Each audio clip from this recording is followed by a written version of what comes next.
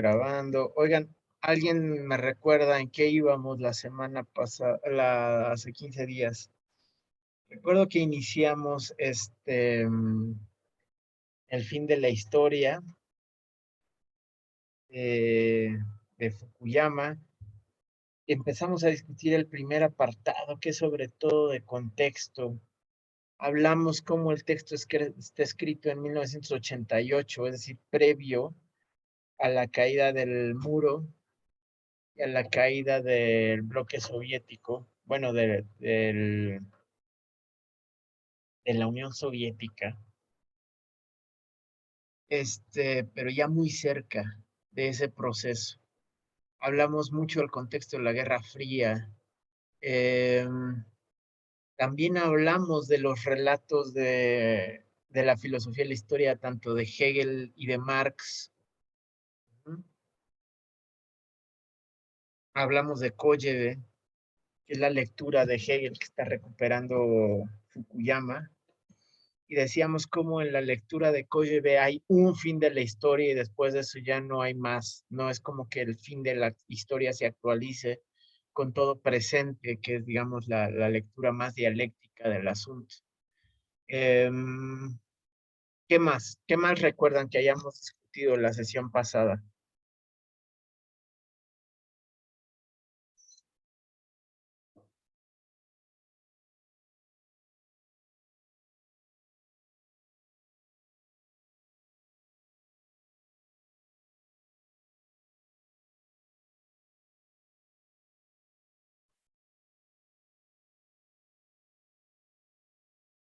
¿Alguien recuerda algo más del texto de Fukuyama?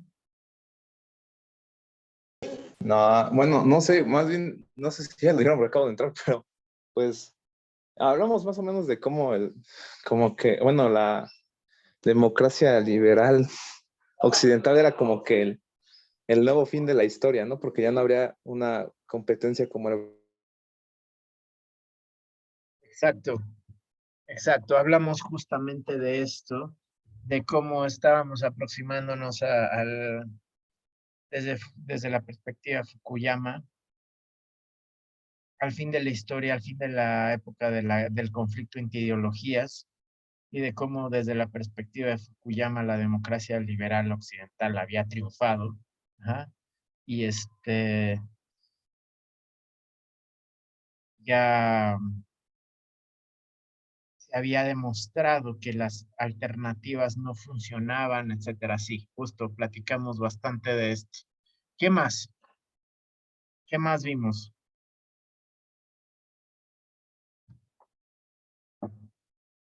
A ver, déjenme abrir el texto.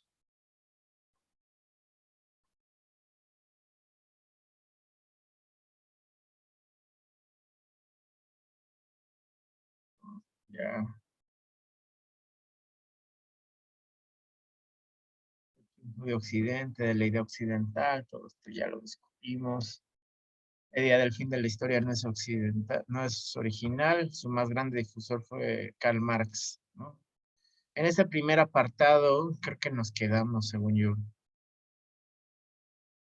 Un poco lo que va a decir Fukuyama es que es una pena que la idea del fin de la historia nos haya llegado más por Marx y por los antimarxistas que por Hegel. Em,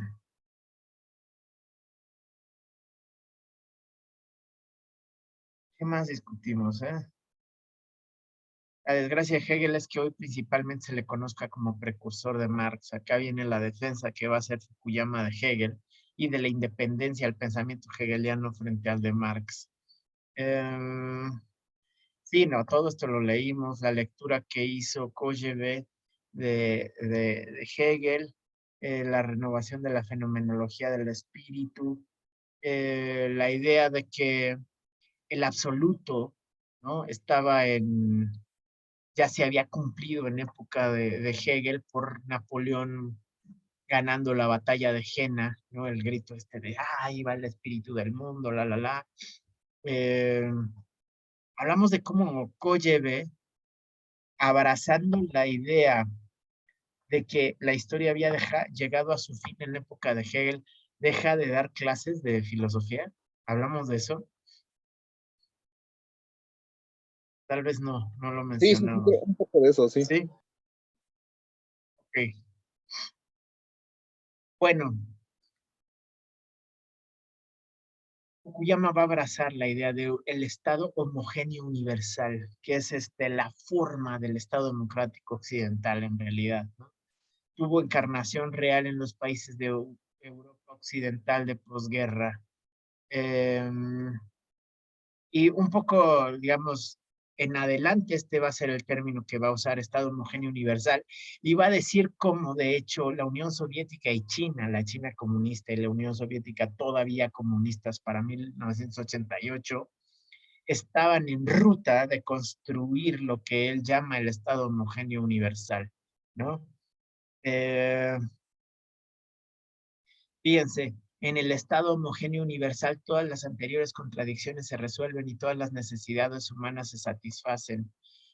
No hay lucha o conflicto en torno a grandes asuntos y en consecuencia no se precisa de generales ni estadistas. Lo que queda es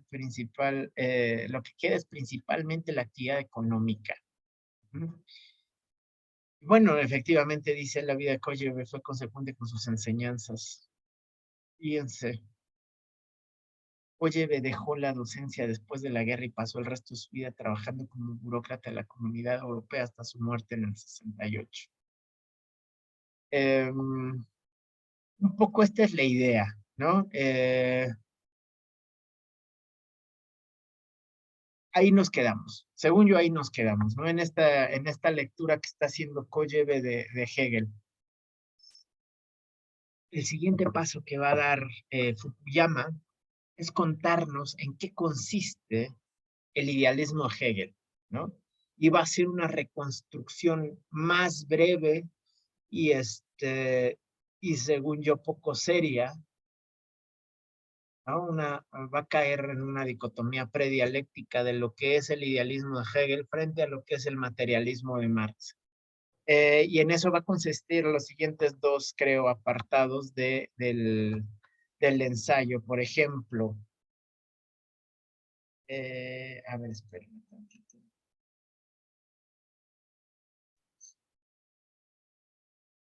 Ok, entonces, vamos a decir, en el apartado 2, Fukuyama va a intentar hacer una explicación del idealismo de Hegel a partir de una versión mecánica de lo que sería el idealismo. Es decir, según Fukuyama, el ser es producido por la conciencia. Lo cual, les digo, no es una lectura dialéctica de Hegel. Y lo va a contraponer a una lectura igual de poco dialéctica, el materialismo de Marx, según la cual la superestructura es un reflejo de la estructura. En ambos casos, Fukuyama va a hacer una lectura no dialéctica, tanto de Hegel como de Marx. Pero bueno, lo que le interesa a sostener a Fukuyama es la anterioridad de los procesos de conciencia frente a la producción de la realidad. ¿Ja? Lo cual no es para nada lo que está diciendo Hegel. Pero bueno, vamos a revisar la lectura que hace Fukuyama de esto. Para Hegel, las contradicciones que mueven la historia existen primero en la esfera de la conciencia humana, es decir, en el nivel de las ideas. No se trata aquí de las propuestas electorales triviales de los políticos americanos, sino de ideas en el sentido de amplias visiones unificadoras del mundo, que podrían entenderse mejor bajo la rúbrica de ideología. ¿No? Primero existen las ideologías y las ideologías producen el mundo. Básicamente eso es lo que entiende Fukuyama de Hegel. En este sentido, la ideología se limita a las doctrinas políticas seculares y explícitas que asociamos habitualmente con el término, sino que también puede incluir, perdón, la ideología no se limita a las doctrinas políticas seculares y explícitas, sino que también puede incluir a la religión, a la cultura y el conjunto de valores morales subyacentes a cualquier sociedad.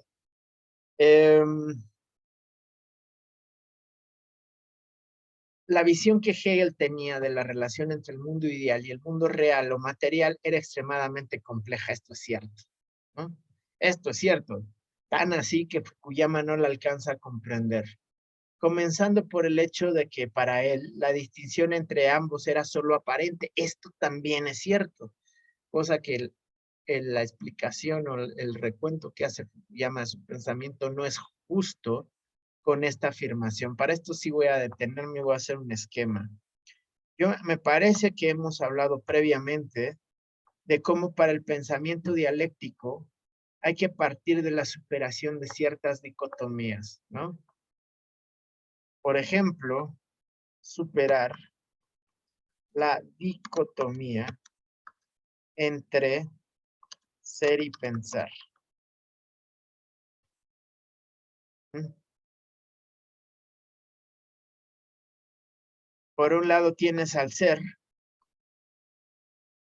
y por otro lado tienes el pensar o la conciencia, ¿no?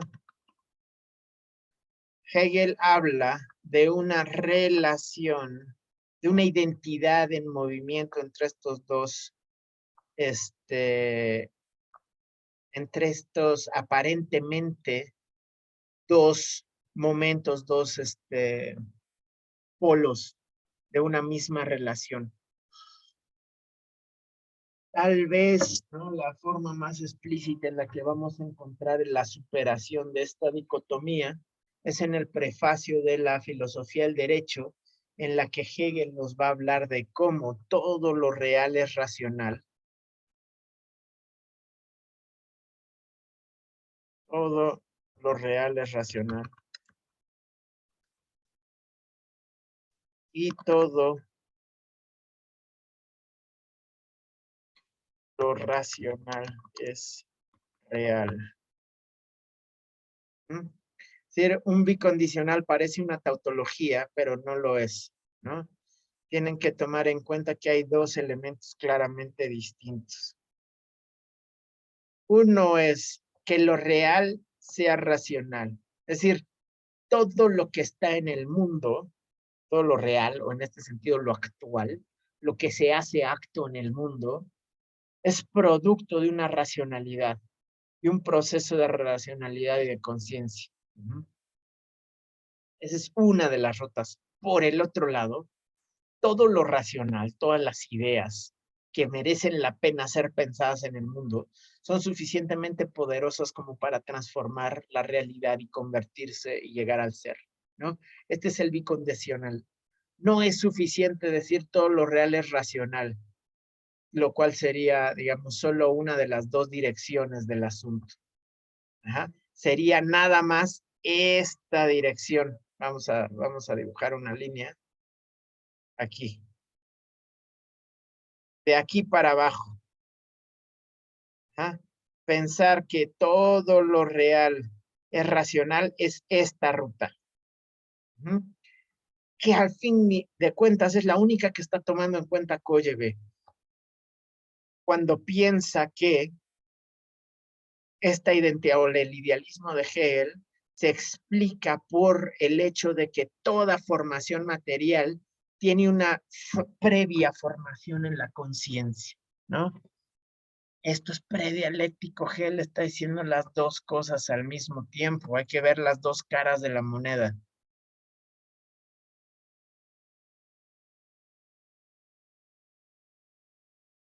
Cuando habla de una identidad en movimiento entre el ser y el pensar, está hablando del circuito, no solo de una de las dos caras.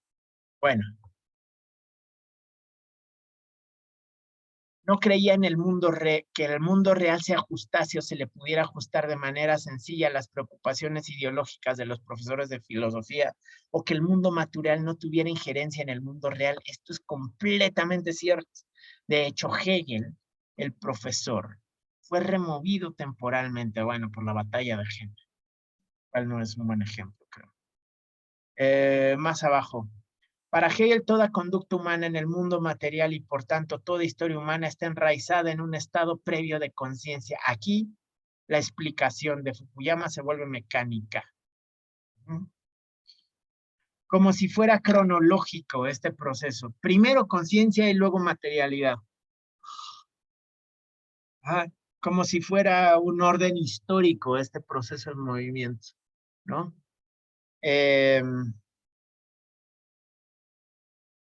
Lo cual es igual de mecánica que la lectura que va a tener de Marx. Toda idea es producto de relaciones sociales, dice Fukuyama, que dijo Marx. En ambos casos es una lectura no dialéctica, ¿no? Aquí va a comparar a Hegel con John Maynard Keynes. No sé si ubican a Keynes. Digamos bueno, a ver, ¿ubican a Keynes? No. El keynesianismo, dime. No, ¿No? no. Ok, Keynes es un economista británico de la segunda, tercera, sobre todo, ¿no? Década del siglo XX. Es parte del círculo de Bloomsbury, le dicen. Es cuate de Virginia Woolf y de toda una serie de, digamos, de burguesía ilustrada inglesa. Es famoso por producir un pensamiento económico que se conoce como bienestarismo, ¿no? El welfare state, que va a ayudar a las economías capitalistas a salir del crash del 29. ¿No? John Maynard Keynes, siendo liberal, va a proponer una cierta intervención del Estado para echar a andar a la economía, ¿no? Y por eso, a partir de ciertas políticas económicas diseñadas por Keynes, vamos a tener lo que llamamos los estados de bienestar. Vamos a decir, estados que son abiertamente capitalistas, pero que tienen políticas económicas mixtas. Por ejemplo, estados en donde existe la salud pública, estados donde existe educación pública, estados donde existe seguridad social. Estos son como políticas económicas mixtas, no son plenamente liberales, donde, digamos, en el extremo del liberalismo se permite, digamos, si el extremo del liberalismo lo consideramos laissez-faire, el dejar hacer, que le dicen en francés laissez-faire, no hay intervención por parte del Estado en los asuntos económicos, ¿no? Entonces permites al mercado que se autorregule. Keynes dice, no, en ciertos momentos hay que intervenir. Por ejemplo, después del crash, ¿no? En Estados Unidos, el Estado, para que no se muriera la banda de hambre y no se paralizara la economía de mercado, el Estado empezó a generar empleos para que la banda pudiera tener un pago en forma de salario y pudiera empezar a comprar. Y si se compra, entonces la industria vuelve a empezar a producir. Y si se produce, hay más empleos y entonces la banda tiene más dinero para comprar y se genera el ciclo económico capitalista, ¿no? En este sentido, bueno, va a comparar a Hegel con Keynes, ¿no? Y los va a equiparar en un supuesto idealismo. Ajá. ¿Qué les digo? O sea, les estoy en todo momento, mi lectura va a ser mostrar cómo esto es un supuesto idealismo y que ni Hegel es como lo pinta Fukuyama, ni el idealismo es lo que Fukuyama dice que es en Hegel. Pero bueno, esta conciencia puede no ser explícita, dice, y su existencia no reconocerse como ocurre en las doctrinas políticas modernas, sino adoptar más bien la forma de religión o de simples hábitos morales o culturales. Voy a bajar un poquito. Va a decir, el idealismo de Hegel no ha sido bien tratado por los pensadores posteriores. Y entonces, así como leyó mal a Hegel, va a leer mal a Marx. En todo momento, no tienen que estar de acuerdo conmigo, evidentemente. ¿No? Evidentemente no tienen que estar de acuerdo conmigo, yo les estoy compartiendo mi lectura, ¿no? Y entonces va a presentar un pensamiento igual de mecánico ahora en Marx, ¿no? ¿A qué me refiero por mecánico? Me refiero a no dialéctico, es decir, un pensamiento que en verdad no ha superado las dicotomías. ¿Ah?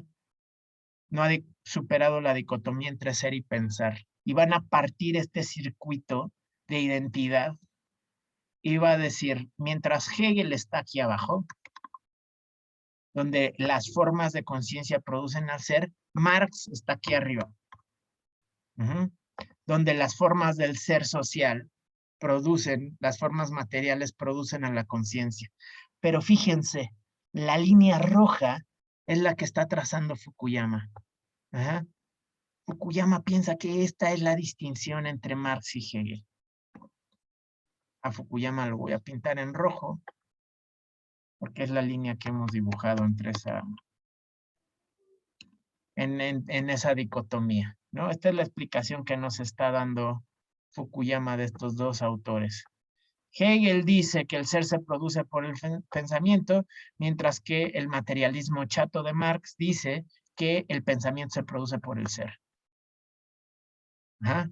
Lo que yo les estoy diciendo es que Fukuyama no entiende que tanto Hegel como Marx son dialécticos y han superado el pensamiento dicotómico del siglo XVIII. Ajá. En el siglo XVIII, antes, a ver, Control Z, el debate que se daba en la Ilustración entre racionalistas y empiristas o entre materialistas e idealistas modernos, sí partía de esta dicotomía. Así lo pueden encontrar, por ejemplo, en Descartes, un idealismo de este nivel, ¿no? O en el idealismo cognitivo de Kant, ¿no? Cuando Kant dice, el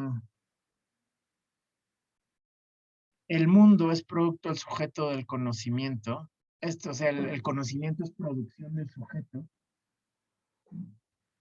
de esto es precisamente de lo que está hablando, de que bueno, ya llevaron la crítica, ya leyeron la crítica de la razón pura. Yo sé que acá ya nos hemos metido un poquito a eso. Pero vamos a decir, antes del pensamiento dialéctico sí se habla de la producción del ser a partir del pensar. Es un idealismo predialéctico, ¿no? Y Hegel ya no tenemos esto. Hay una identidad. O sea, Hegel voltea a ver una pared y ve en la pared, en la materia, una identidad entre materia y racionalidad. Una pared es una ecuación, es una racionalidad de acomodo de ladrillos, ¿no? La materia es racionalidad. Y lo mismo al revés, la racionalidad es materializada. ¿Ah? Por eso lo racional es real y lo real es racional, ¿no? No va en un único sentido, es un ciclo de identidad que está permanentemente en movimiento. Ok, vamos a regresar al texto de Fukuyama.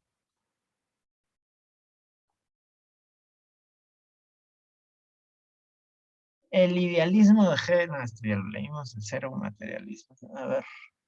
Marx invirtió por completo las prioridades de lo real y lo ideal, relegando toda la esfera de la conciencia, religión, arte, cultura, la filosofía misma, a una superestructura que estaba determinada enteramente por el método de producción prevaleciente.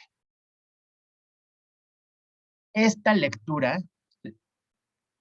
es, es canónica, no es que Fukuyama esté cometiendo el error solito, ¿no? Hay un texto de Marx que se llama Prólogo de la contribución a la crítica de la economía política. Y la parte que nos interesa para construir la tesis entre estructura y superestructura dura una página. No dura más de una página. En el curso... A ver, la vamos a leer. Vamos a leer esa tesis porque dura una página. ¿Ah?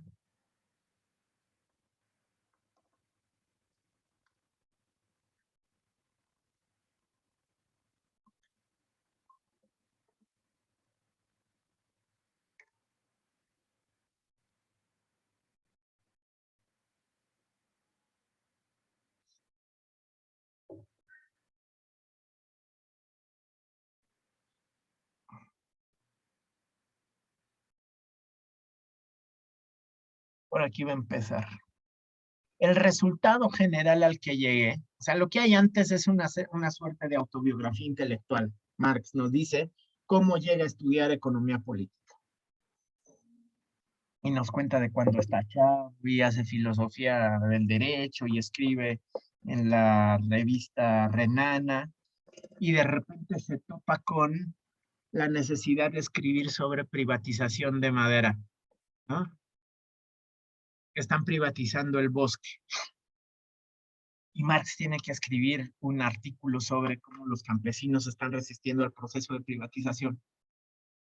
Digamos, no es una historia que no conozcamos, ¿no? O sea, en todo momento encontramos campesinos resistiendo procesos de privatización aún hoy, ¿no? Que en cualquier lugar en donde se quiere desatar el modo de producción capitalista se le tiene que robar cosas a los campesinos, ¿no? Tierra, agua, monte, selva, lo que sea. Y Marx en el siglo XIX topa con el problema de la privatización del bosque y se tengo que escribir al respecto. No sé si ya les he contado esto, tal vez se los he contado 30 veces, pero no lo recuerdo. Bueno, entonces dice, me di cuenta que no podía con las herramientas que traía, entonces me puse a leer a Hegel y acá está. Mi investigación desembocada en que el resultado no pueden comprenderse por sí mismas las relaciones jurídicas y por la llamada evolución general del espíritu humano. Se da cuenta que las herramientas que trae no le alcanzan. Ajá. Pero encuentra en Hegel que Hegel se puso a estudiar la sociedad civil, entonces empieza a hacer economía política. Empieza a estudiar a los ingleses y a los franceses del siglo XVIII, entre ellos a David Ricardo y a Adam Smith, ¿no? Ok. Y entonces ya nos dice, ahora sí viene lo que vamos a poder llamar la tesis general del materialismo histórico. El resultado general al que llegué y que una vez obtenido sirvió de hilo conductor a mis estudios puede resumirse así, fíjense, este es el resumen de la tesis y nos la va a entregar hasta este punto.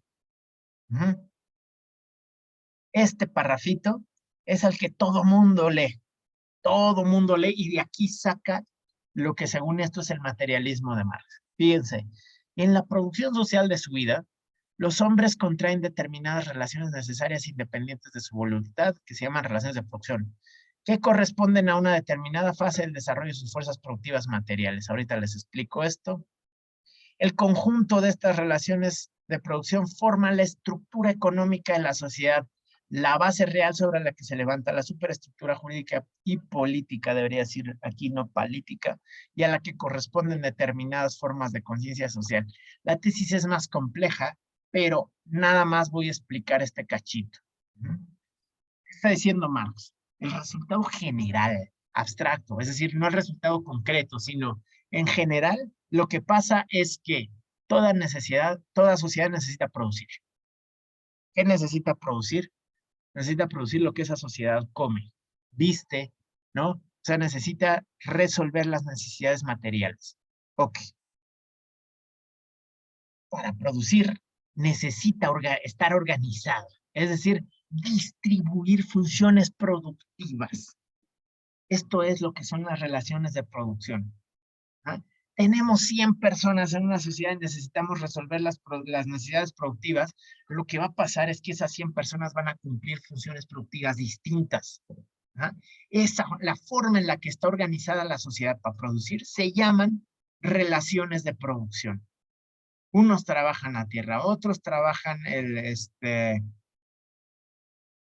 la ganadería, otros son propietarios de tierras, otros son propietarios de ganado, otros bla, bla, bla, bla, bla. Todo eso, todas esas relaciones sociales son necesarias por un lado y por otro lado son independientes de la voluntad. ¿Qué quiere decir eso? Que para que esa sociedad viva, todas esas relaciones son absolutamente necesarias, por un lado. Y por otro lado son independientes de la voluntad. ¿Qué quiere decir eso? Que no fueron distribuidos, así no esos 100, las 100 personas que conforman la sociedad se sientan un día y dicen de repente, oigan, necesitamos a alguien que chambee la tierra y alguien que sea gobierno y alguien que haga esto y alguien que haga aquello y bla, bla, bla, vamos a distribuir papelitos y se ponen de acuerdo. No, la distribución no ocurre a partir de la voluntad humana. Entonces, Marx observa dos cosas a lo largo de la historia. Se necesita estar organizado para producir, y dos, esa organización es independiente de la voluntad. No sacamos acuerdo y distribuimos funciones voluntariamente. Entonces la pregunta es, ¿cómo se distribuyen funciones? ¿Cómo se construyen las relaciones sociales? Bueno, la primera observación es que las relaciones sociales se relacionan con las fuerzas productivas que tiene una sociedad. ¿Qué quiere decir esto?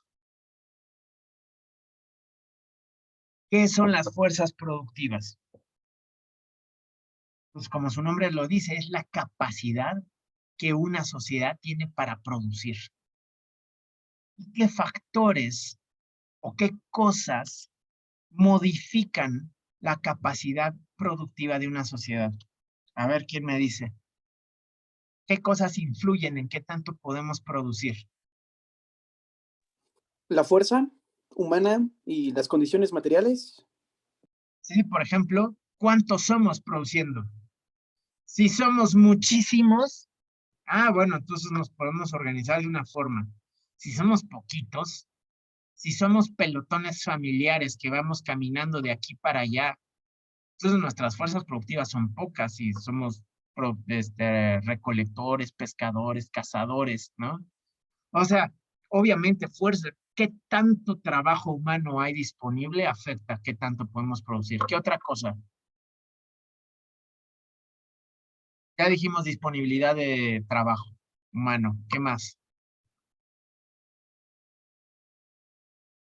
La demanda que haya. La demanda tiene que ver más bien con el consumo, creo, y con la distribución. Ahorita estamos hablando meramente de capacidad para producir. ¿Cómo Recursos podemos? naturales, perdón. Exacto, vamos a decir, nuestro pelotón humano se decidió asentar en una zona semiárida y entonces hacer parir a la tierra está cañón y entonces nuestra capacidad productiva está limitada. Exacto, ubicación geográfica, recursos naturales disponibles. Es distinto si vivimos en una tierra fértil en el trópico, ¿no? Que si vivimos en una zona árida semidesértica. Ok. Disponibilidad de trabajo, situación climática, geográfica, los recursos naturales que tenemos a disposición. ¿Qué otra cosa? Dos bien importantes. Técnica y tecnología. Técnica y tecnología. A ver, ¿qué es la técnica? Desde la perspectiva de Marx, la técnica es conocimiento productivo. Es decir, si sabemos cuándo, en qué periodo del año se tiene que sembrar, nos vamos a organizar para la siembra en cierto momento. Si nuestro conocimiento tiene que ver con ciclos lunares, si nuestro conocimiento tiene que ver con ciclos de lluvia, si nuestro conocimiento tiene que ver con propiedades de suelo, la técnica que tenemos para sembrar es importante y dos, la tecnología. ¿Qué es la tecnología? Para Marx es conocimiento objetivado en instrumentos. Mientras la técnica es conocimiento para la producción, la tecnología es los instrumentos con los que cuentas para hacer y llevar a cabo la producción. Por ejemplo, no te vas a organizar igual si la tecnología que tienes para sembrar es la coa, que si la tecnología que tienes para sembrar es el tractor, o el arado y el arado, jalado por bueyes. ¿Por qué? Porque si la tecnología que tienes es la coa, vas a necesitar un madral de personas en el campo. Un madral, imagínense ir arando con un palo, ¿no? Si lo que tienes es el arado, bueno, el arado sustituye a muchas personas, al 5, a 6 personas. Entonces te organizas distinto para producir. Si lo que tienes es un tractor de estos, no sé si ya he platicado esto con ustedes, se los digo a todos mis grupos, pónganse a ver videos en YouTube de tractores modernos. Hay unas cosas loquísimas. O sea, cubren 20 metros lineales, lo que va haciendo el tractor, van limpiando, arando, sembrando y, o sea, van así y van quemando a veces, van regando, fumigando, o sea, sustituyen el trabajo de 40 personas, de 40 días de 40 personas. Si esa es la tecnología que tienes, entonces tus relaciones productivas van a ser distintas. Ujú. Lo que dice Marx es, no tiene que ver con la voluntad de las personas, de cómo queremos o cómo hemos querido organizarnos. Tiene que ver con qué tanta capacidad productiva tenemos.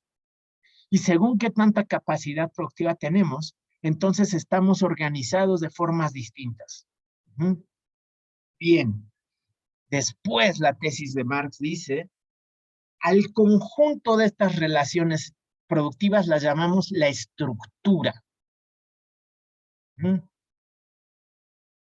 Sobre la cual se edifica una superestructura jurídica y política, a la cual corresponden determinadas formas de conciencia. A partir de la lectura de esta tesis, los marxistas, muchos marxismos, leyeron, igual que Fukuyama, una tesis mecanicista. La estructura determina la superestructura. Entonces, lo político, lo jurídico, lo religioso, lo filosófico, todas las formas de conciencia, el Estado, la Constitución, son reflejo de lo que sucede a nivel económico en las relaciones de producción. Otra vez, si ustedes nada más leen este texto, bien se pueden llevar esa idea en Marx, ¿no? Bien se pueden llevar a esa idea en Marx de que Marx es mecanicista y dice la economía determina todo lo demás.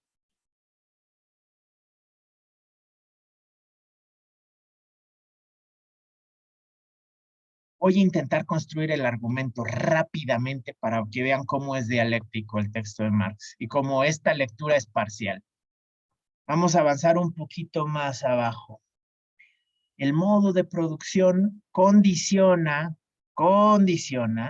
le pone límites, pues, el proceso de vida social, política, económica y espiritual, política y espiritual.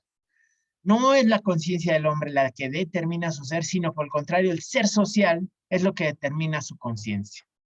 ¿Ah? Seguimos. Al llegar a una determinada fase de desarrollo, las fuerzas productivas materiales de la sociedad entran en contradicción con las relaciones de producción existentes, o lo que no es más que la expresión jurídica de esto, con las relaciones de propiedad dentro de las cuales se han desenvuelto hasta ahí. Hasta aquí ya tenemos elementos para leerlo dialécticamente. ¿Qué es lo que está diciendo Marx? Está diciendo que la relación entre desarrollo de fuerzas productivas y relaciones de producción es histórica. Al principio, ciertas relaciones de producción favorecen el desarrollo de las fuerzas productivas. Piensen en el esclavismo. La relación fundamental es que haya amos y haya esclavos. Al principio, esa relación social favorece el crecimiento productivo. ¿Ok? Vamos a pensar en Atenas en el siglo V antes de Cristo, el periodo, digamos, helénico clásico. Para crecer la producción, en ese modo de producción, ¿qué necesitamos? Piensen ustedes que son Aristóteles o Sófocles, no, Aristóteles no, que son Sócrates o Sófocles o Pericles o Glaucón o Protágoras, y de repente dicen, no está alcanzando la producción para que todos coman en la familia. ¿Qué se necesita? ¿Más esclavos? Más esclavos. Gracias. Exactamente. Para crecer las fuerzas productivas en el esclavismo, se necesitan más esclavos. ¿Y de dónde comen los esclavos? ¿Quién les da de comer? Bueno, vamos a decir, comen de la misma producción, ¿no? O sea, los esclavos producen para los amos y para los esclavos. Quiero decir, no comen otra cosa más que lo que se está produciendo en esa sociedad, y lo que se produce en esa sociedad es todo producto del trabajo esclavo. Pero fíjense cómo en esta relación productiva hay un límite. ¿Por qué? Porque al principio puedes decir, no, bueno, pues más esclavos para producir más. Y al principio más esclavos sube la producción, y más esclavos sube la producción, pero ¿qué crees? Esos más esclavos se están comiendo de la producción misma. Entonces llega un momento en el que, esto está historiado, por cada hombre libre hay 10 esclavos. Por cada 10 hombres libres hay 90 esclavos. Entonces, seguir creciendo la producción quiere decir al mismo tiempo seguir incrementando las bocas que alimentar. Entonces se estanca el crecimiento de las fuerzas productivas porque la relación misma implica que para producir más necesitas más esclavos, y más esclavos comen más. Entonces, de estar creciendo, la producción de repente se estanca. En el feudalismo, ¿cuál es la relación principal? Señor feudal, siervo, ¿no? Vamos a decir, el feudalismo es particularmente agrícola. No es urbano como en la antigüedad o como el capitalismo, es agrícola. ¿Cómo le haces para incrementar tu producción en el feudalismo?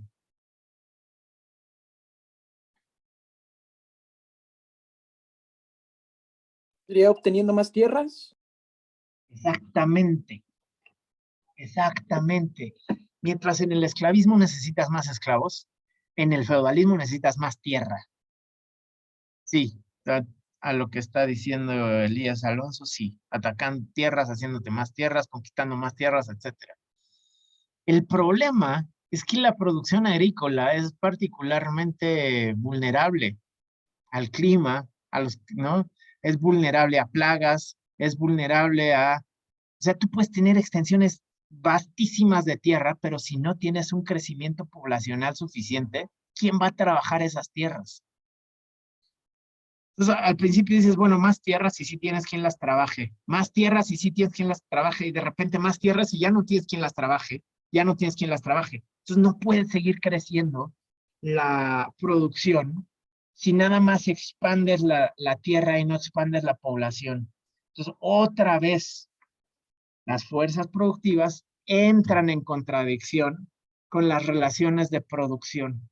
Al principio van de la mano hasta que de repente le estorban. Lo que dice Marx en esta cita que les acabo de leer, se las voy a compartir de nuevo, es que al llegar a una determinada fase de desarrollo, vamos a decir el ejemplo de esclavismo, hay 100 esclavos por cada 11 libres, o bueno, el caso documentado es 10-1. Ah, sí, 100 esclavos por 10 libres. Las fuerzas productivas materiales entran en contradicción con las relaciones de producción existentes. Es decir, ya no estás produciendo más por culpa de las relaciones productivas que tienes. Ajá.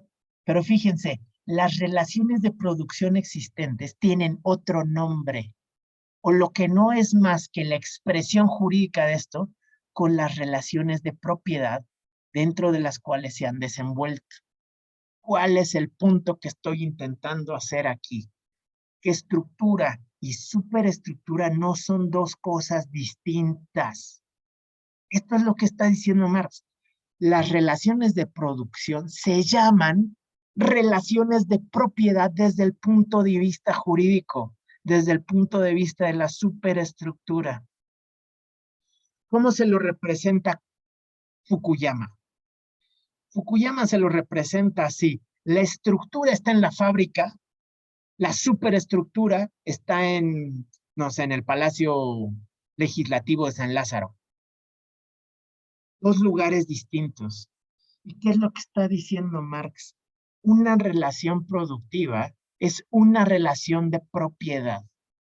Un mismo fenómeno tiene dos formas de entenderlo, desde las relaciones de producción que subyacen o desde las relaciones de propiedad que lo explican, a la relación trabajo asalariado capital, que es desde el punto de vista económico, la llamamos relación entre propietarios de medios de producción contra propietarios de fuerza de trabajo desde el punto de vista superestructural, jurídico, porque es una relación de propiedad.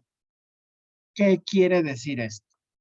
Esto quiere decir que pensar el problema así es un error, ¿no? No son dos momentos distintos la estructura y la superestructura, son formas de ver un mismo fenómeno. Ya, voy a hacer un último dibujo, nada más para que me crean. O no me tienen que creer, nada más para explicarles desde dónde lo estoy leyendo yo. Cuando hablamos de estructura y superestructura, estamos hablando de una metáfora de construcción de un edificio. La estructura del edificio es la obra negra. ¿Mm? Las traves y las columnas que cargan al edificio son la estructura. Volteen a ver el cuarto en donde están ahorita. El cuarto en donde están ahorita, lo que ven es el color de las paredes, son las ventanas, vamos a decir, es lo más evidente. Sin embargo, el cuarto en donde están está estructurado con momentos que no se ven inmediatamente, que son columnas y traves de carga.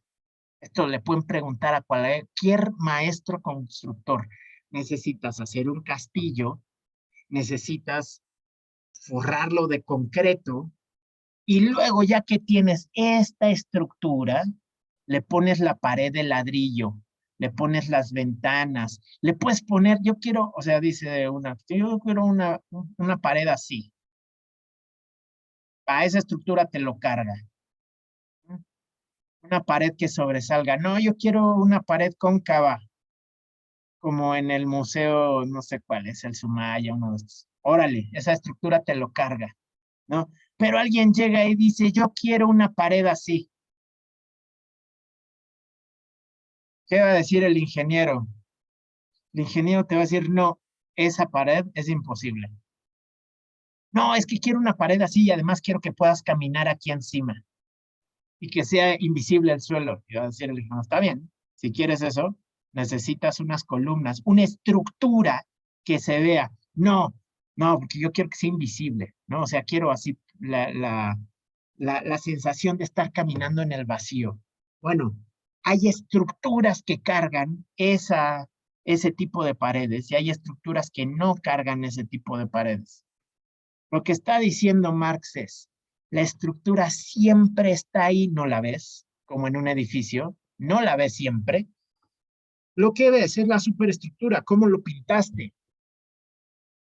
Pero esa pintura, lo que está haciendo es pintar una estructura que está debajo. Y una cosa no puede existir sin la otra. No está diciendo que primero es el momento económico y después es el momento superestructural. Marx siempre dice, están de la mano, siempre están de la mano. El tema es que el momento determinante es el momento estructural. ¿Por qué? Porque le sienta los límites posibles a la superestructura. Como les decía, tú no puedes ponerle la pared que se te antoje a una estructura de edificio así. No le puedes poner esta pared a este edificio, no te la va a soportar. ¿Ah? La pared que le puedes poner está limitada. ¿Ah? Bueno, ¿qué carga esa estructura? Carga esto. Ah, ok, eso sí lo puedes hacer. ¿No? Eso es lo que quiere decir que está determinada por la estructura económica. Por ejemplo, no sé, en un modo de producción tributario, piensen en el Imperio Mexica, ¿no? Axayácatl no podía un día despertar y por inspiración de Huitzilopochtli decidir que de ahora en adelante la propiedad es comunal. ¿Por qué no podía? Porque se colapsa el imperio mexica, que depende del modo de producción tributario. Aristóteles, esto lo dice Marx en el Capital. Aristóteles está preguntándose por qué puede intercambiar mercancía. ¿Por qué puede intercambiar pan por lienzo? Si son dos valores de uso radicalmente distintos, son inconmensurables, dice Aristóteles. O sea, ¿cómo comparo la utilidad del pan contra la utilidad de los zapatos? Son utilidades que no puedo comparar.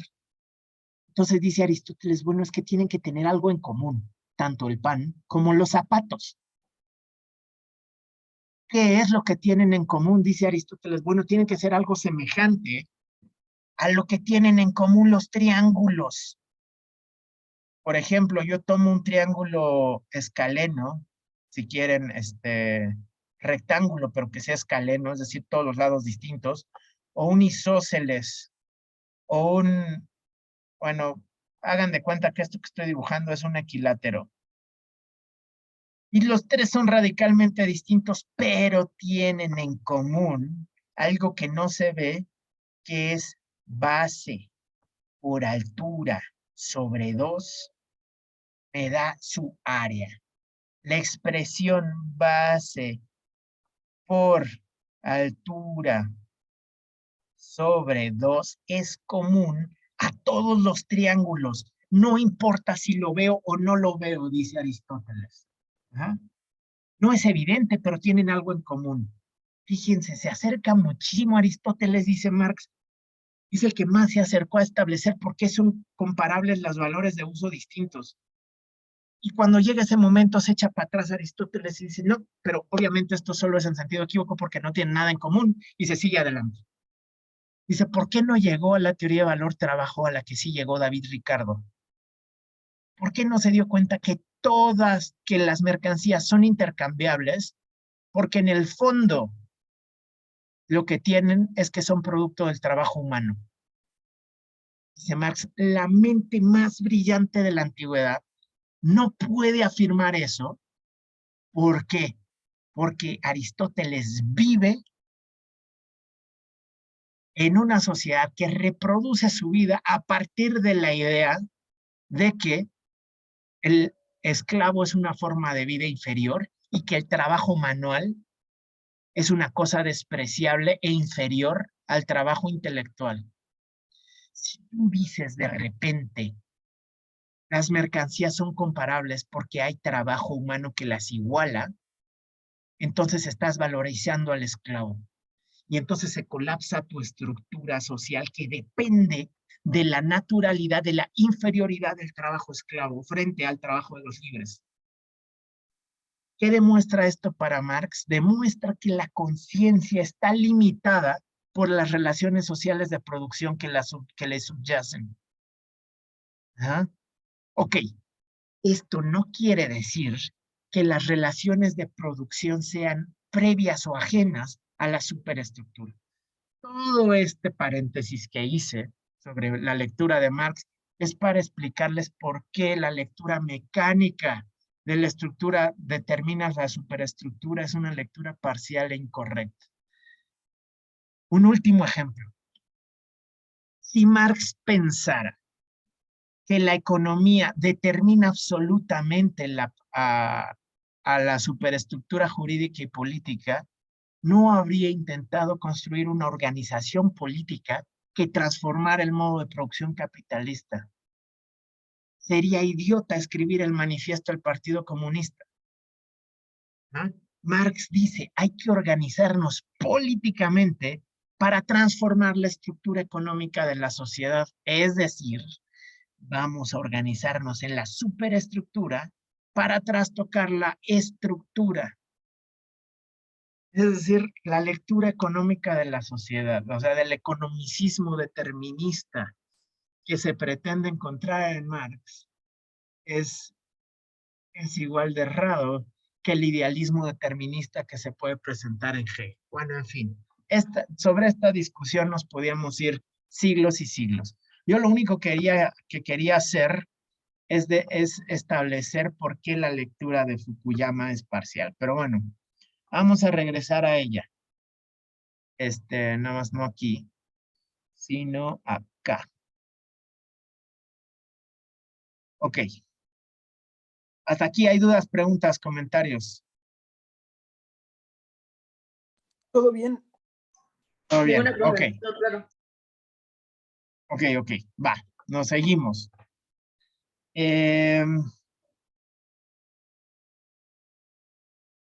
Dice Fukuyama, Fukuyama se está peleando con un materialismo mecanicista, en el que la economía determina todo lo demás, y Fukuyama pretende defender un idealismo según él, tipo Hegel, donde la conciencia determina a la realidad, ¿no?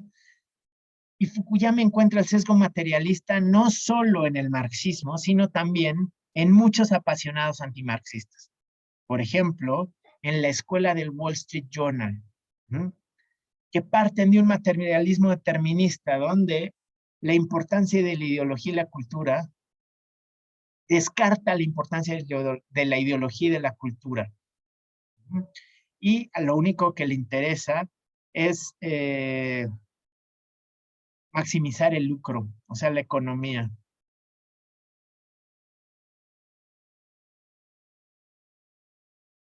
Después, otro problema de, bueno, yo ya nada más me estoy peleando con Fukuyama, ni modo, yo les dije que les iba a compartir mi primera lectura. Aquí otra vez Fukuyama se equivoca en la tesis de Weber, ¿no? Max Weber tiene un texto que se llama La ética protestante y el espíritu del capitalismo. Es un texto espectacular, por cierto, que ni siquiera es un libro, es una serie de ensayos que escribe Weber y que después se publican canónicamente como un solo libro.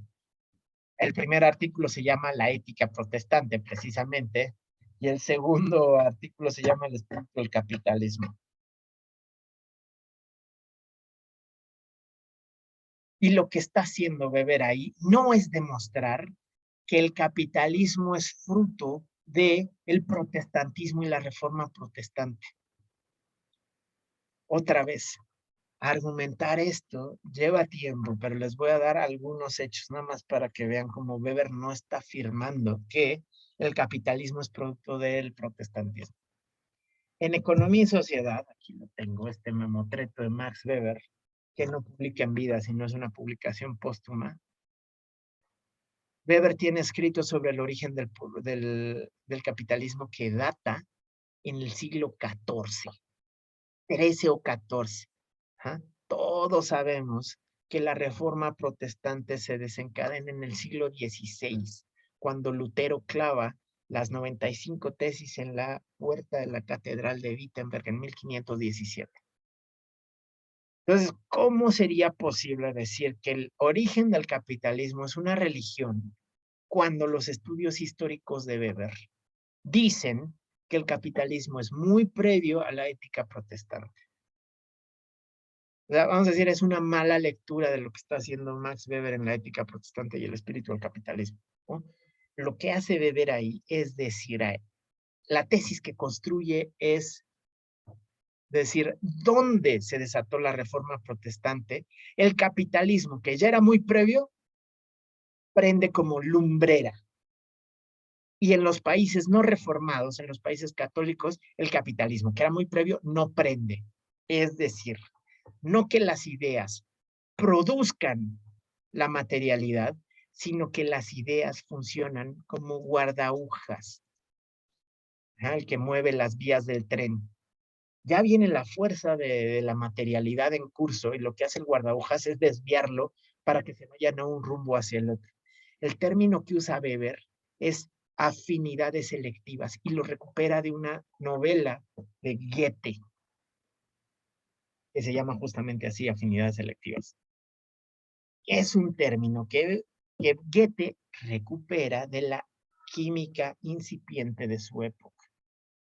Es decir, las propiedades de una sustancia hacen florecer las propiedades de otra sustancia. Esto es las afinidades selectivas. Y lo que está diciendo Weber es, las propiedades del de la ética protestante hacen aflorar ciertas propiedades del espíritu del capitalismo, es decir, tienen afinidades selectivas que hacen que se modifique. Ay, Dios. Weber no está intentando demostrar la antítesis de Marx, como va a decir Fukuyama, que es, no es cierto que las ideas son producto de la materia, sino la materia es producto de las ideas. Esa es una lectura otra vez equivocada y sin embargo Fukuyama ahí la está repitiendo. Eso tiene que ver mucho con la recepción, en fin, no nos vamos a meter con eso, pero también sobre eso hay mucho escrito, ¿no? Max Weber comienza su famoso libro, La ética protestante y el espíritu del capitalismo, destacando las diferencias en el desempeño económico entre católicos y protestantes. Weber observa que, de acuerdo a cualquier teoría económica que postule que el hombre es un maximizador racional de utilidad, ¿no es cierto? Bla, bla, bla. Y en efecto, un tema central de la obra de Weber era probar que, contrariamente a lo que Marx había sostenido, el modo de producción material, lejos de constituir la base, era en sí mismo una superestructura enraizada en la religión y la cultura. De verdad, lean a Weber, ¿no? No le crean a Fukuyama. Fukuyama no está trabajando directamente los textos. Eso no es lo que dice Weber. Eso tampoco es lo que dijo Marx y tampoco es lo que dijo Hegel. Pero bueno. Bien. Me voy a saltar toda esta parte porque toda esta parte, el propósito de toda esta parte es demostrar o defender un cierto idealismo que según él se fundamenta en Hegel. El idealismo que pretende defender Fukuyama es que toda la producción material es previamente un estado de conciencia.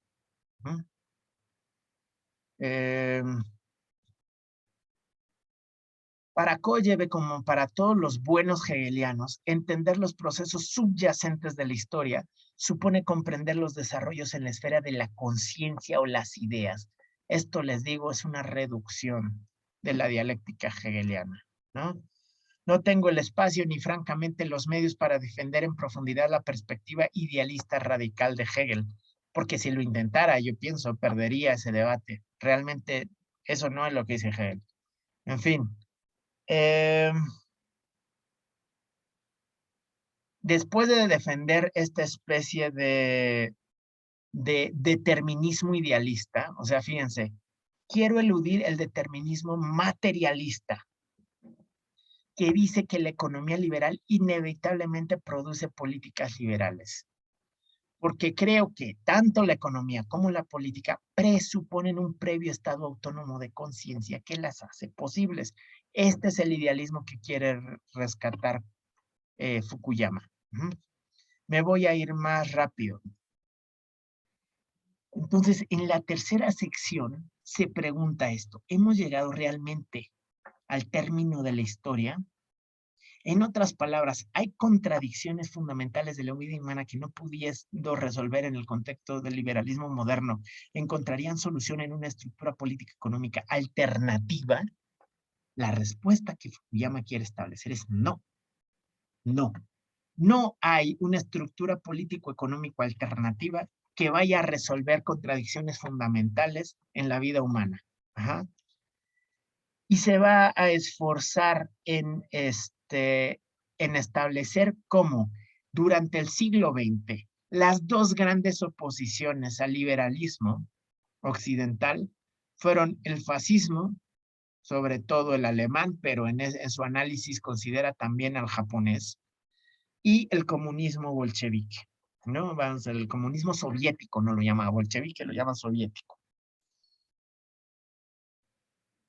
En sus ejemplos también va a comparecer el comunismo chino, ¿no? El comunismo de China. Piensen en el 88, ¿no? O sea, en el contexto en el que intentamos pintar la sesión pasada. El argumento de este tercer apartado es cómo el liberalismo triunfó en ambos enfrentamientos, ¿no? Va a decir, el nazismo fue derrotado no solo militarmente, sino también ideológicamente. Esto está por ahí. A ver, vamos a ver si encuentro esa cita rápido. El fascismo, el primero, percibió la debilidad política.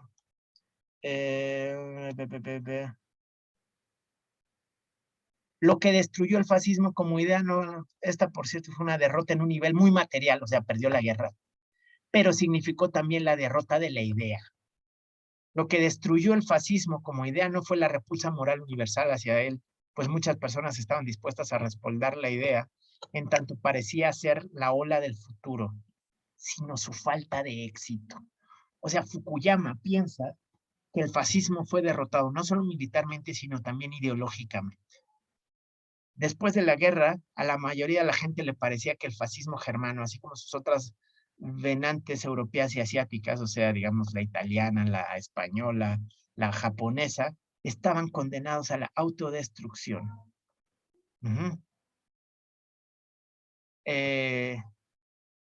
Esta tesis ha sido fuertemente cuestionada, sobre todo por la teoría crítica, ¿no? Por los pensadores de, digamos, de la escuela de Frankfurt, como decimos. La tesis allá entre los pensadores de la teoría crítica es que el nazismo pudo haber perdido la guerra, pero ganó ideológicamente. Bueno, esto lo pueden leer tanto en Dialéctica de la Ilustración, está sugerido ahí, en Behemoth de Kirchheimer y Neumann, como en pensadores que retoman aspectos de la teoría crítica, por ejemplo, de Benjamin, Agamben, en el estado de excepción, establece que los nazis ganaron ideológicamente, que después de la Segunda Guerra Mundial, el estado de excepción que se decreta en Alemania empieza a ser utilizado como estrategia de gobierno en todos los países, incluso los democráticos occidentales, y pone ejemplos de Estados Unidos, de Francia, de Italia, de Inglaterra, etc. Bueno, pero Fukuyama no se mete en esos problemas, dice, les ganamos, a los nazis les ganamos. Y dos, en el 88 todavía no. Se había caído el bloque soviético, pero ya está cantando el triunfo. Fíjense, el desafío ideológico montado por la otra gran alternativa al liberalismo, el comunismo, fue mucho más serio. Marx, hablando el lenguaje de Hegel, afirmó que la sociedad liberal contenía una contradicción fundamental que era entre capital y trabajo, y esta construcción ha constituido desde entonces la principal acusación contra el liberalismo. Pero sin duda, el problema de clase ha sido en realidad resuelto con éxito en Occidente, fíjense. Ya, compañeros, ya lo resolvimos, ¿no? Como Kollebe señalara, el igualitarismo de la Norteamérica moderna representa el logro esencial de la sociedad sin clases vislumbrada por Marx. Fíjense lo que está diciendo Fukuyama. Volteen a ver Estados Unidos, ahí ya viven sin clases. Esto está hablando en el 88. El igualitarismo yanqui ya superó el problema de las clases que quería Marx. Listo. En realidad ya vivimos en una sociedad sin clases, ¿no? Ni siquiera me voy a meter a discutir qué tan absurda suena la afirmación de Fukuyama hoy por hoy, ¿no? Ay Dios, espérame tantito. Ay Dios, ¿en qué página iba? Espérenme tantito.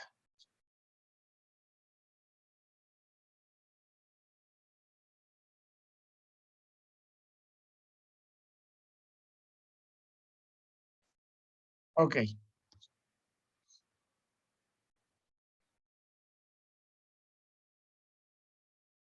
Esto no quiere decir que no haya ricos y pobres en los Estados Unidos, pero, fíjense, es decir, el problema no es económico, es moral, amigos míos. Esto es lo que nos quiere vender Fukuyama, ¿no? O sea, la desigualdad no es un problema económico del capitalismo, es un problema ideológico de los pueblos.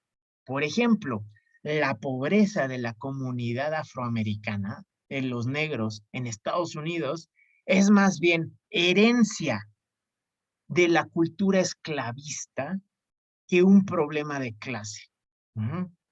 O sea que si logramos transformar nuestra conciencia, los negros van a dejar de ser pobres. Eso es lo que nos está intentando vender Fukuyama, ¿no? Fíjense. Las causas básicas de la desigualdad económica conciernen tanto a la estructura legal y social subyacente a nuestra sociedad, como a las características culturales y sociales de los grupos que la conforman, que son a su vez el legado histórico de las condiciones premodernas. Así, la pobreza de los negros en Estados Unidos no es un producto inherente del liberalismo, lo que quiso decir es del capitalismo, porque aquí no está en cuestión del liberalismo, sino el capitalismo, sino más bien la herencia de la esclavitud y el racismo, que perduró por mucho tiempo después de la abolición formal de la esclavitud. Vamos a decir, esto es cierto.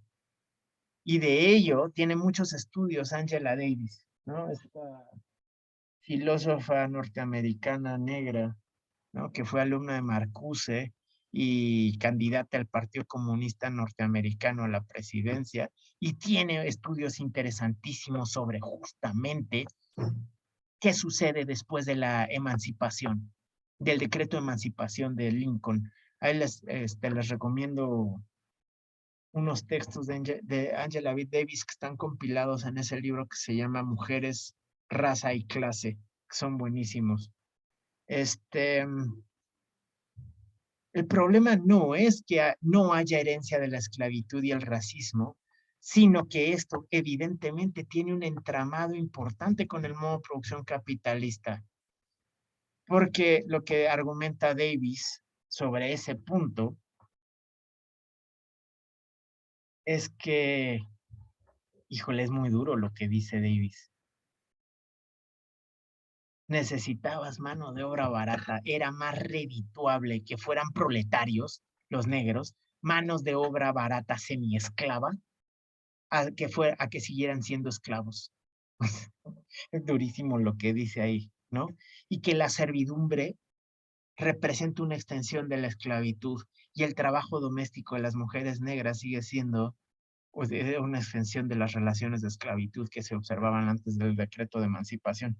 Les recomiendo que lean a Angela Davis, es durísimo lo que dice, pero es también, o sea, es espectacular el análisis que se avienta, ¿no? A ver, bueno, ay Dios mío, lo que va a decir es, nunca fue una alternativa real el socialismo en el mundo del Atlántico Norte, ¿no? Vamos a decir, en Occidente el socialismo nunca fue una verdadera opción, más bien fue una opción para, digamos, el tercer mundo, ¿no? No lo va a decir así, pero eso es lo que está implicando. Podríamos argumentar que la alternativa socialista nunca fue demasiado posible en el mundo del Atlántico Norte. Ah, lo que hice es plausible, perdón. Plausible es algo distinto a posible. ¿Alguien sabe qué quiere decir plausible? Pues como que es válido, pues no sé. Luego dicen, no, pues esto es plausible, porque, pues sí, no, es aceptable, algo así. Sí, o sea, plausible para mí durante muchos años se confundía con el término de posibilidad lógica, pero la plausibilidad es algo que es digno de aplauso, justamente. Miren, vamos a buscarlo. Ah, no, sí estoy bien ahí. Déjame una. Ahí va. Yo, Plausible yo lo entendía definición. como algo, yo lo entendía como algo que no es contrario a las intuiciones o algo así, O sea, que, justo. que Pero podrías fíjate, conceder, ¿no? a lo que se refiere es que es digno de ser aplaudido o bien que admite aprobación o justificación. Esto es plausibilidad, aceptación o aplauso, ¿no? Y lo que está diciendo no es que no haya sido una posibilidad, que es como yo lo estaba leyendo, sino que nunca fue considerado como algo justificable, aceptado o algo que había que aplaudir. Ajá.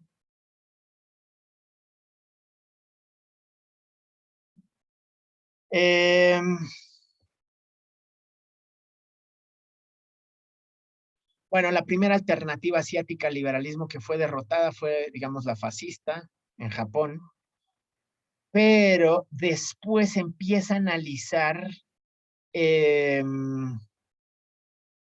el caso comunista en los países asiáticos, ¿no?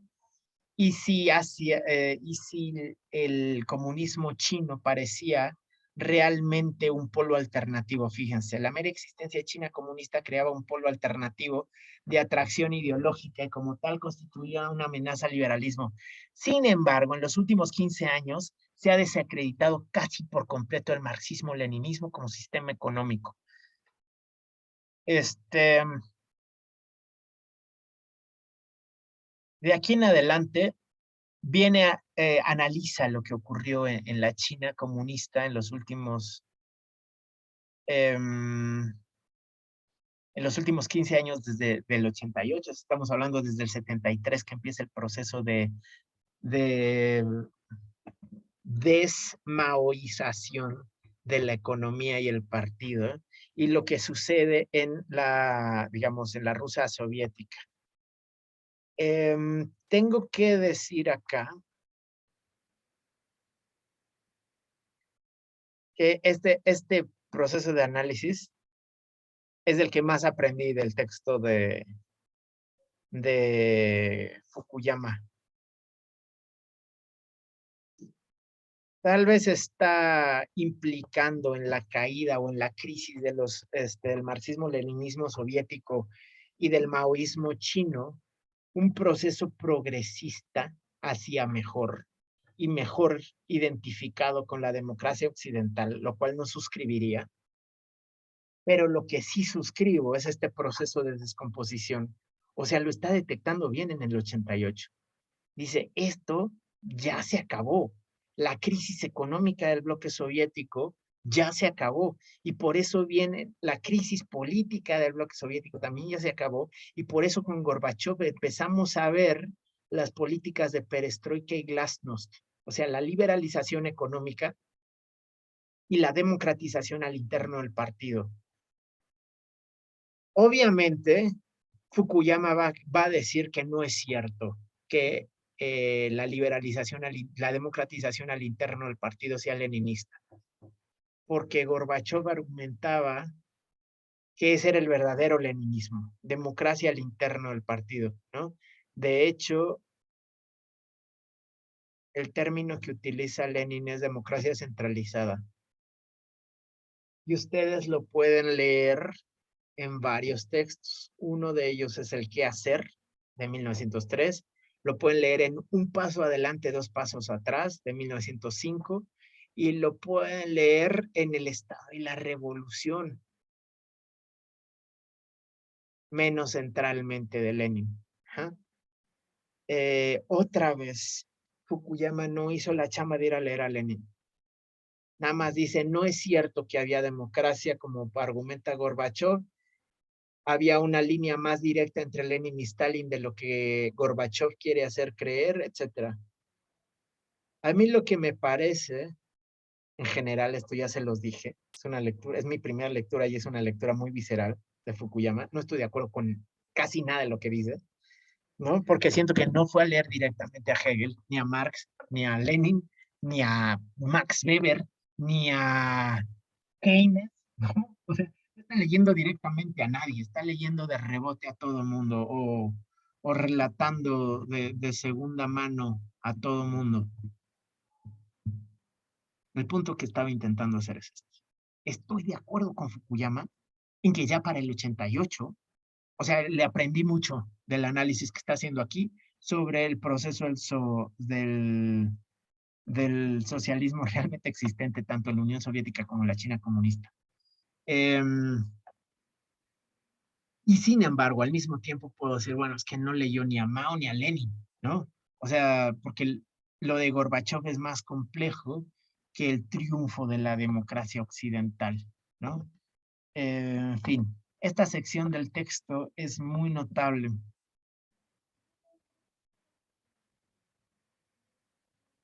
Porque empieza a comentar las reformas que se empiezan a dar con Diao Xin, ¿no? El nuevo, digamos, líder en la República Popular de China y con Gorbachov en la Unión Soviética, ¿no?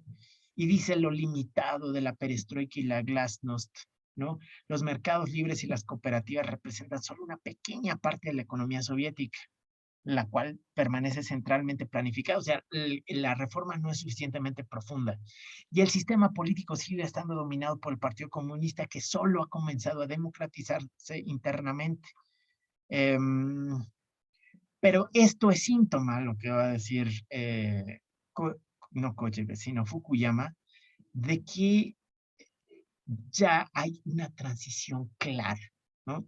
De que ya hay señas claramente de que la democracia occidental había ganado, ¿no? Habla de los migrantes, de la inteligencia que se ha fugado de la Unión Soviética, como ya nadie cree en el marxismo-leninismo, y como todo lo que se alcanza a ver es una liberalización de políticas y economía, ¿no? No sé si hay algo más que quiera comentar de este tercer apartado. Fíjense, aquí está la batalla contra Lenin.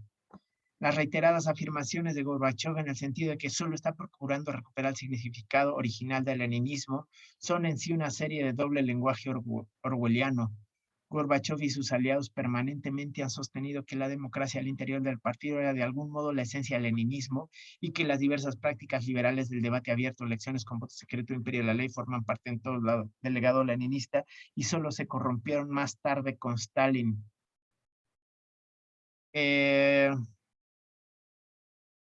A ver, lo que sí hay que decir, ya es que nos podemos clavar profundamente en esta discusión, de la cual también hay que estar más enterado. O sea, a ver, mi comentario general aquí es que si hubiera ido a leer tanto a Rosa Luxemburg como a Lenin, si hubiera visto y hubiera identificado un debate sobre la democracia. Por cierto, Rosa Luxemburg era muchísimo más demócrata que Lenin. O sea, Rosa Luxemburg se pelea con los bolcheviques por la política del partido único, ¿no? Rosa Luxemburg dice, no, tiene que haber varias fuerzas políticas en debate abierto. O, pero también es cierto que Lenin está hablando de democracia centralizada. Y la democracia centralizada tiene que ver con que no haya una línea única al interior del partido, como si sucedió con el PQ ruso a partir de que Stalin empieza a eliminar a toda la oposición, ¿no? En fin, aquí detrás de esto hay mucha historia y mucha cosa, digamos, que complejizan el problema. Ok. Dice ya, o sea, básicamente las posibilidades de otros competidores ideológicos por el fascismo y el comunismo se acabaron. ¿Qué otras alternativas puede haber? Y dice, bueno, se alcanzan a ver dos, el fundamentalismo y el nacionalismo. Y se pone un poco la capa de brujo acá Fukuyama, como a discutir a futuro sobre las posibilidades reales del asunto. Y es que los reclamos del fundamentalismo pueden asomarse como problemáticamente, pero tampoco es que sean ajenas al liberalismo, ¿no? Y las rechaza como no viables, lo cual obviamente a posteriori, a toro pasado, no estamos en el 88, sino estamos hablando de 34 años después de la producción de ese texto, los fundamentalismos sí que han sido un papel determinante en la disputa a la hegemonía de las democracias occidentales, ¿no? Es decir, los últimos 20 años de historia, desde el ataque a las Torres Gemelas, la guerra de Estados Unidos en el Medio Oriente y la extracción de las fuerzas militares norteamericanas de, por ejemplo, Afganistán, el regreso de los fundamentalistas al poder en Afganistán, digamos, es un problema súper actual, del cual Coye ve un poquito como que dice, no, no tiene mucha carne, no tiene mucho peso, no va a ir por ahí, ¿no? El otro que me parece más problemático es cuando analiza el nacionalismo. Porque Kolleve dice, el nacionalismo realmente no es tan peligroso. Digo Kolleve, dale con Kolleve, Fukuyama. Se va a aventar a decir, no, es que el nacionalismo en realidad no es tan problemático. En realidad los tipos de nacionalismo que tenemos son independentistas. Independentistas que además podrían llegar a ser liberales, ¿no? O sea, no hay tanto problema con ellos. Esto lo pueden leer en toda esta sección del apartado, ¿no? De este apartado. Se plantean dos posibilidades, religión y nacionalismo. Viene el fundamentalismo religioso en las tradiciones cristiana, judía y musulmana. Bueno, vamos a decir cada uno de ellos. En la tradición cristiana hay fundamentalismos terroristas, ¿no? El terrorismo interno en Estados Unidos ha sido de carácter religioso, ¿no? Hay varios ataques a edificios de gobierno que vienen de grupos cristianos, de sectas cristianas, ¿no? El fundamentalismo religioso judío en el estado sionista de Israel, ¿no? El fundamentalismo musulmán con los, digamos, Al-Qaeda y los fundamentalismos en el poder en Afganistán e Irán, por ejemplo, ¿no? O sea, sí que han sido súper vigentes. Más abajo. ¿Y por qué? O sea, ¿por qué vienen estos fundamentalismos? Dice Fukuyama, pues vienen a intentar tapar algo que sí es un error de la ideología del liberalismo, ¿no? Esto lo acepta. Que es la vacuidad de la experiencia liberal del mercado. O sea, en una vida en las sociedades occidentales de consumo, de vacío espiritual, evidentemente los fundamentalismos explican y atienden un problema del estado de la conciencia en las democracias occidentales. Todo eso lo pueden encontrar aquí. La otra contradicción mayor, potencialmente insoluble en el liberalismo, es la que plantea el nacionalismo y otras formas de conciencia racial y étnica. ¿Ah? En realidad es verdad que el nacionalismo ha sido la causa de un gran número de conflictos desde la batalla de Jena, que es la que le toca a Hegel. En este siglo, dos guerras catastróficas fueron generadas de un modo u otro por el nacionalismo. El nacionalismo ha sido históricamente una amenaza para el liberalismo en Alemania, en la Europa poshistórica como Irlanda del Norte. Pero no está claro, fíjense, que el nacionalismo represente una contradicción irreconciliable en el corazón del liberalismo. O sea, fíjense lo que está diciendo. Fukuyama ve la posibilidad de una mediación o de una síntesis dialéctica entre liberalismo y nacionalismo. El nacionalismo no tiene por qué ser tan malo, realmente, ¿no? El nacionalismo se puede mediar y encontrar una solución frente al liberalismo. En fin, se nos está acabando el tiempo, ya os he hablado yo como merolico.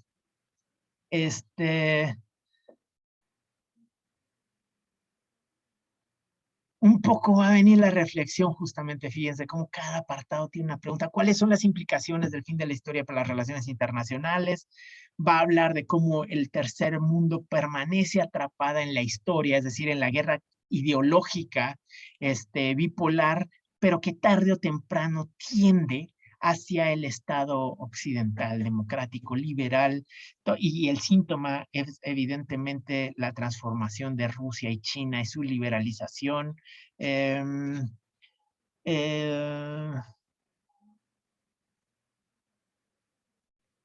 en fin, no sé si alguien le quiere sacar más jugo al, al, al texto, pero me parece que hemos abarcado las preguntas principales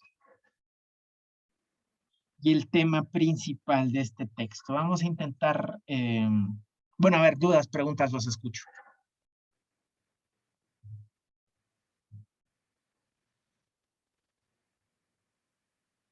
¿Alguien quiere preguntar algo?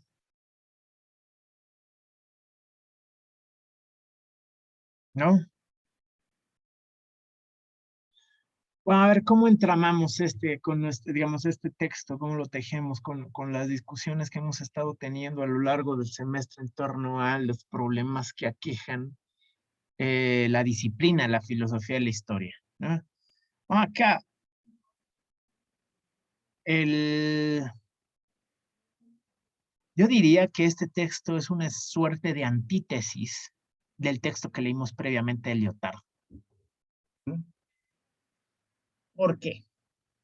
Lyotard lo que había planteado en la condición posmoderna era que lo que se observaba era una crisis de la disciplina en el sentido de que parecía que ya nadie se creía los grandes relatos históricos y políticos, ¿no? O sea, el relato de la evolución y el progreso, ¿no? El relato de la emancipación de la humanidad había caído en una suerte de falta de fe. Claro, ahí estaba hablando Lyotard desde las izquierdas que se oponían al mundo capitalista, ¿no? Este texto resulta una especie de antítesis, ¿por qué? Porque de entrada está parado desde el otro punto de vista. Fukuyama no se opone ni al capitalismo ni al liberalismo occidental. Fukuyama no es que haya perdido fe en los grandes relatos, es que más bien lo que está estableciendo es se acabó y ganamos. O sea, vamos a decir, se apropia de los relatos críticos, que eran los relatos, digamos, la gran filosofía de la historia hegeliana y marxista, para decir de lo que se estaba hablando, era de la democracia occidental. No es que ya no tengamos fe en los grandes relatos, es que el gran relato estaba visto desde el punto de vista equivocado. El héroe de la historia no es, como quieren los marxistas, una sociedad sin clases o el proletariado, no es la instauración de una sociedad eh, comunista, socialista, anarquista. No, más bien el gran héroe de la historia ha sido el Estado, ¿cómo dice?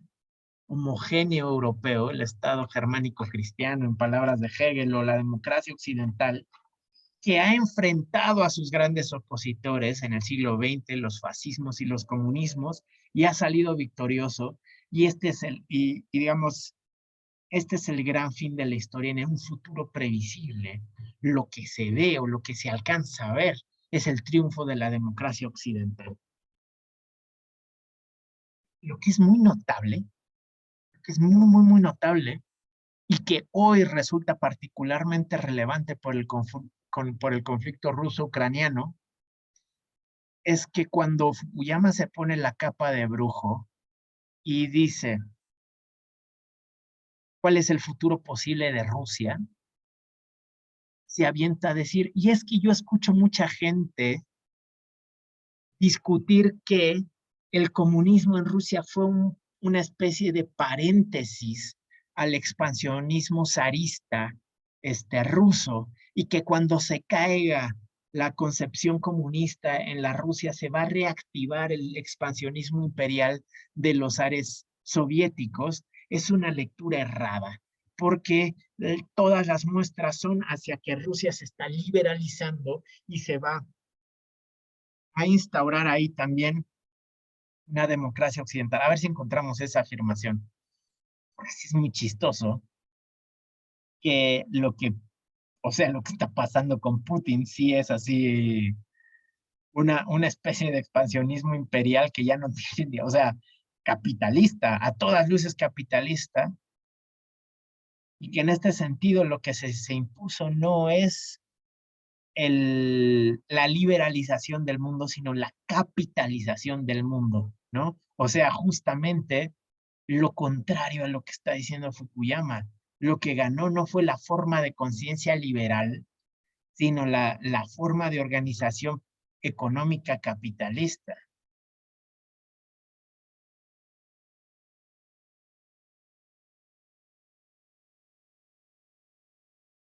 Estoy buscando la cita, perdónenme.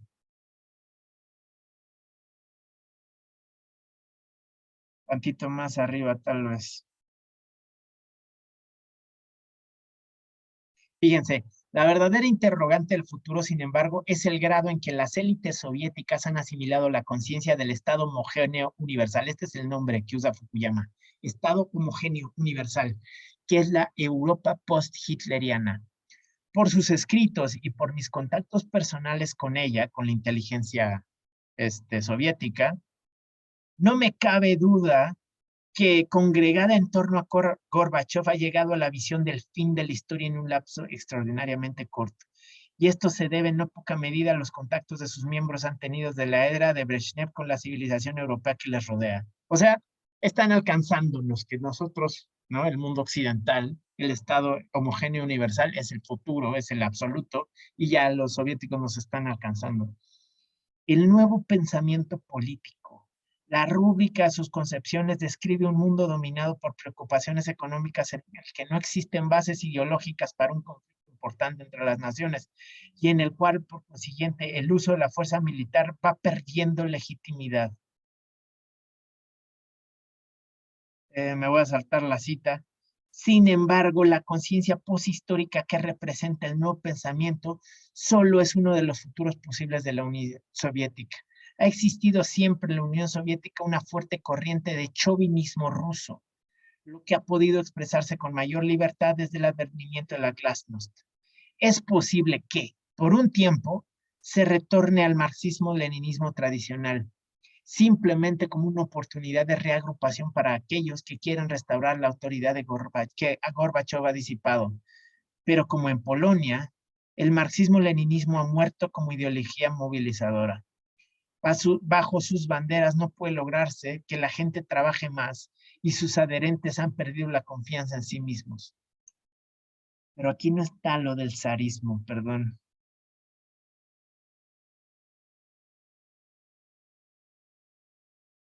Pero está por ahí, se los aseguro. Está tal vez un poquito antes de lo que les leí.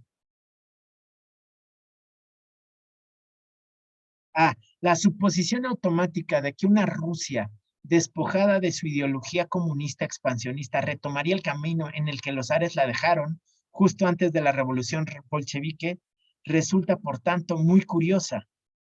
Da por supuesto que la evocación de la conciencia humana ha quedado detenida en el intertanto.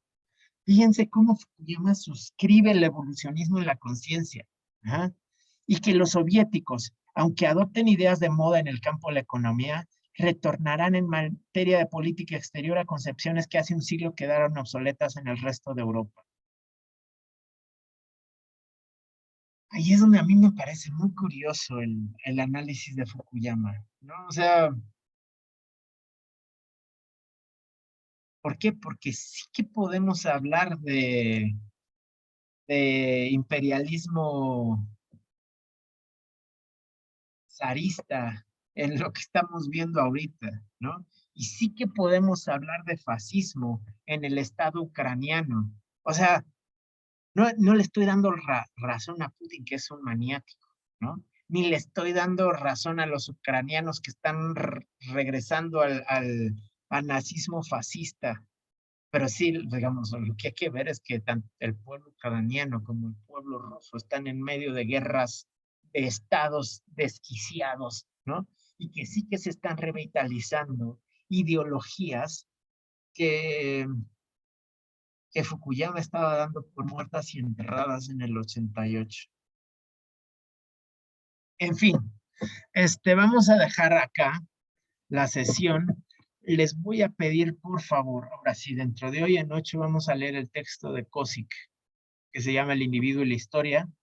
Ya está, obviamente, en el aula virtual. Y ya, nos vemos dentro de hoy en 8. Que estén muy bien, compañeros.